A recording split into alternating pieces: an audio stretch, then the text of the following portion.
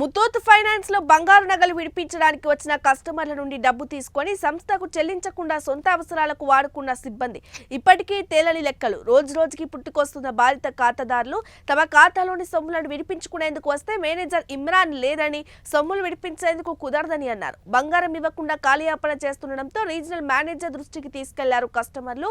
Regional manager ఫిర్యాదుతో B కొత్తపేటలోని Muthoot Finance branch manager Imran Basha, సిబ్బంది ఎం హరికృష్ణ, హరీష్ లపై పోలీసులు కేసు నమోదు చేశారు.